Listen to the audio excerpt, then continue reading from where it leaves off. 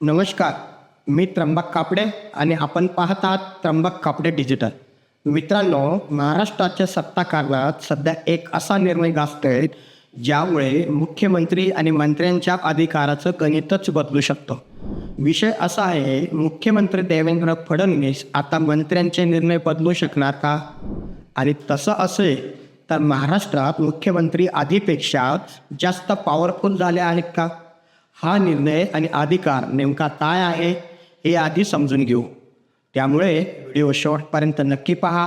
आवडला तर लाईक आणि शेअर करा. चॅनलला अजून सबस्क्राईब केलं नसेल तर कृपया लगेच करून घ्या. महाराष्ट्र सरकारने 14 ऑगस्टला रूल्स ऑफ बिझनेस 2026 हे नवे नियम अलीकडे जाहीर केले आहेत. यातल्या एका नियमाची सध्या राज्यभरात जोरदार चर्चा सुरू झाली आहे. या नव्या नियमानुसार व्यापक जनहितासाठी गरजेचं वाटलं तर मुख्यमंत्री कोणत्याही मंत्र्याने घेतलेल्या निर्णयाचा पुनर्विचार करू शकतात, तो बदलू शकतात किंवा थेट रद्दही करू शकतात. पण यासाठी 2 महत्त्वाच्या अटी घालण्यात आल्या आहेत. मुख्यमंत्र्यांना निर्णय बदलण्याचं कारण लेखी स्वरूपात द्यावं लागेल. न्यायालयीन स्वरूपाच्या प्रकरणांमध्ये मुख्यमंत्री हस्तक्षेप करू शकणार नाहीत. आता प्रश्न पडतो, आधी मुख्यमंत्र्यांकडे हा अधिकार नव्हता का? तर याचं उत्तर आहे नाही. 2023 मुंबई उच्च न्यायालयाने एका प्रकरणात स्पष्ट केलं होतं की रूल्स ऑफ बिझनेसनुसार तत्कालीन मुख्यमंत्री एकनाथ शिंदे यांना मंत्र्यांचा निर्णय स्वतंत्रपणे बदलण्याचा अधिकार नाही. म्हणजेच जुन्या नियमांमध्ये हा अधिकार स्पष्टपणे नव्हता आणि म्हणूनच 2026च्या नव्या नियमावलीत हा बदल करून मुख्यमंत्र्यांना कायदेशीर ताकद देण्यात आली आहे. या निर्णयाचे 2 महत्त्वाचे पैलू आणि मुद्देही समोर येतात. एक म्हणजे घटनात्मक आव्हान आणि कायदेशीर कचाट्यात हा निर्णय टिकेल का? लोकशाही व्यवस्थेत कॅबिनेट सामूहिक जबाबदारीवर काम करतो. मंत्री हे त्यांच्या विभागाचे घटनात्मक प्रमुख असतात. आता या नव्या नियमामुळे कॅबिनेटच्या सामूहिक निर्णयांपेक्षा मुख्यमंत्र्यांचे अधिकार मोठे ठरतात का? आणि उद्या जर कोणी या नियमाला पुन्हा न्यायालयात आव्हान दिलं तर हा नियम टिकणार का? हा मोठा प्रश्न आहे. दुसरा मुद्दा, प्रशासनावरील प्रभाव आणि ब्युरोक्रेसीची भूमिका काय असेल? या निर्णयाचा मोठा परिणाम राज्याच्या नोकरशाहीवर म्हणजेच IAS अधिकाऱ्यांवर होणार आहे. आधी मंत्री निर्णय घ्यायचे, पण आता अधिकारी थेट मुख्यमंत्र्यांकडे फाईल पाठवून मंत्र्यांचे निर्णय रोखू शकतात किंवा बदलून घेऊ शकतात. यामुळे सनदी अधिकाऱ्यांच्या हातात अधिक ताकद येईल आणि मंत्र्यांचा प्रशासनावरील वचक कमी होण्याची शक्यता नाकारता येत नाही. मित्रांनो, या निर्णयाचा सर्वात मोठा धक्का आणि प्रभाव प्रशासनापेक्षाही महायुतीमधील 3 घटक पक्षांच्या समीकरणांवर पडणार आहे.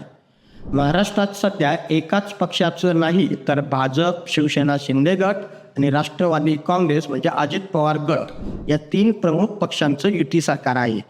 त्यामुळे या नव्या नियमाकडे फक्त प्रशासकीय सुधारणा म्हणून पाहता येणार नाही, तर यामागे एक मोठा राजकीय डावपेच दडलेला आहे. भाजपकडे मुख्यमंत्री पद असल्यामुळे या नियमाचा थेट फायदा भाजपला होणार आहे. सत्ताधारी आघाडीत अनेकदा घटक पक्षांचे मंत्री आपल्या पक्षाचा किंवा मतदारसंघाचा राजकीय अजेंडा राबवण्यासाठी काही महत्त्वाचे निर्णय घेतात. पण आता भाजपचे मुख्यमंत्री त्या निर्णयांवर थेट ब्रेक लावू शकतात. म्हणजेच महायुतीत रिमोट कंट्रोल आता पूर्णपणे मुख्यमंत्र्यांच्या हातात आला आहे. शिवसेना आणि राष्ट्रवादीच्या मंत्र्यांचं यावर काय म्हणणं असू शकतं? जरी दोन्ही पक्षांच्या नेत्यांनी उघडपणे यावर बोलणं टाळलं असलं तरी पडद्यामागे आणि राजकीय वर्तुळात प्रचंडपणे अस्वस्थता दिसून येत आहे. शिंदे गटाची धास्ती अधिक वाढली आहे असंही बोललं जातं. एकनाथ शिंदे यांच्या पक्षाकडे नगरविकास, उद्योग यासारखी महत्त्वाची आणि आर्थिकदृष्ट्या मोठी खाती आहेत.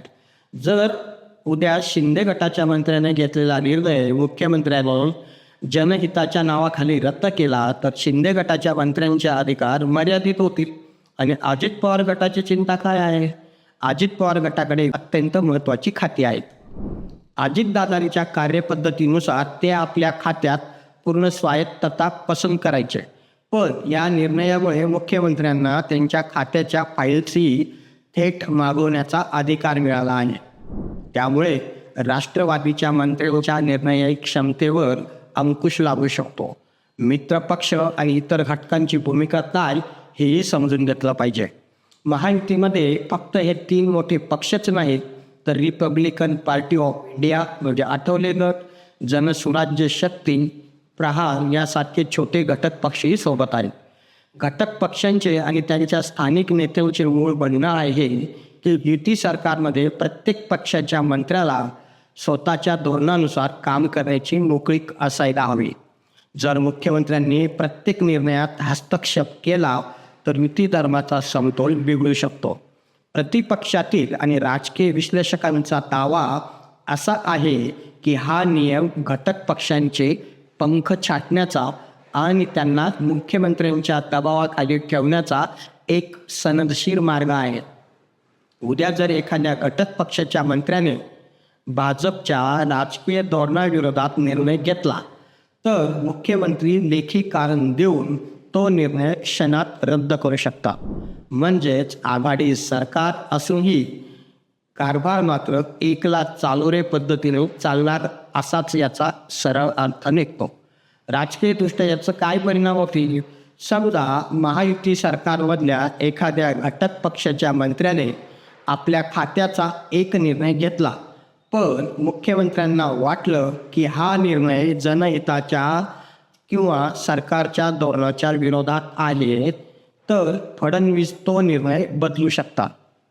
सकारात्मक बाजू अशी म्हणता येईल, सरकारमध्ये एकसूत्रीपणा येईल, वेगवेगळ्या मंत्र्यांच्या मनमानी कारभाराला लगाम बसेल. आणि दुसरी बाजू म्हणजे जर मुख्यमंत्री प्रत्येक गोष्टीत हस्तक्षेप करायला लागले तर आघाडी सरकारमधील मंत्र्यांची स्वायत्तता काय मिळणार? माध्यमांमध्ये फडणवीस यांना सुपर सीएम म्हटलं जाते, पण कायद्यानुसार पाहिलं तर हा मनमानी कारभार नाही, लेखी कारण देण्याची अट असल्यामुळे मुख्यमंत्र्यांवरही एक प्रकारे बंधने घालण्यात आली आहेत. याशिवाय मुख्यमंत्री आता कोणत्याही खात्याची कोणतीही फाईल किंवा कागदपत्र थेट मागवू शकतात. म्हणजेच संपूर्ण प्रशासनावर आता मुख्यमंत्र्यांची थेट नजर असणार आहे. थोडक्यात सांगायचं तर महाराष्ट्राच्या सत्ता कारणात मुख्यमंत्री आणि मंत्री यांच्यातील अधिकारांची रेषा आता अधिक स्पष्टपणे मुख्यमंत्र्यांच्या बाजूने झुकली आहे. पण हा निर्णय राज्याच्या प्रशासनाला बळ देणारा ठरेल की सत्ता एकाच हातात केंद्रित करणारा? याचं उत्तर आगामी काळातच मिळेल. मित्रांनो, तुम्हाला काय वाटतं? मुख्यमंत्र्यांना मंत्र्यांचे निर्णय बदलण्याचा असा अधिकार असायला हवा का? आपलं मत कमेंट बॉक्समध्ये नक्की सांगा.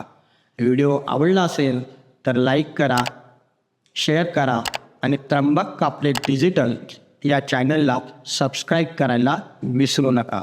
पुन्हा भेटूया अशाच एका महत्त्वाच्या विषयासह. तोपर्यंत नमस्कार. जय हिंद, जय महाराष्ट्र.